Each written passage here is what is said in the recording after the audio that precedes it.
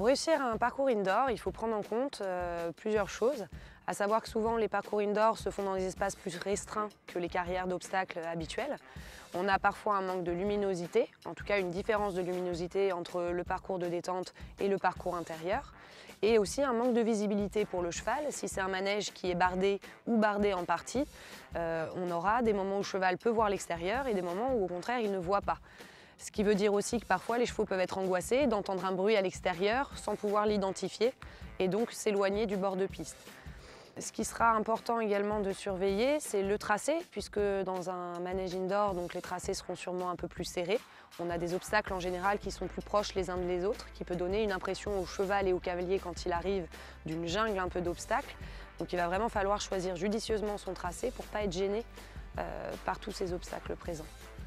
Disons que les chevaux à grande amplitude seront favorisés sur les grands terrains où ils pourront galoper et exprimer ce talent-là, alors qu'en indoor, on retrouvera plus facilement au classement des chevaux agiles, petits, qui peuvent faire des foulées de moins grande amplitude.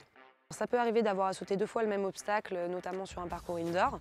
Dans ces cas-là, la difficulté, elle est mémotechnique pour le cavalier, de savoir que même si on saute 2 fois le même obstacle, on ne va pas forcément du même côté à la réception. Et pour le cheval, ce sera pareil, par phénomène d'anticipation. Si on lui représente 2 fois de suite le même obstacle, il peut essayer d'anticiper un petit peu la demande du cavalier et de partir dans une direction qui était la précédente, mais pas forcément la nouvelle. Quand on est en club, souvent si on veut continuer de faire tourner ses cavaliers pendant la saison hivernale, on doit de toute façon se rabattre sur les concours indoor.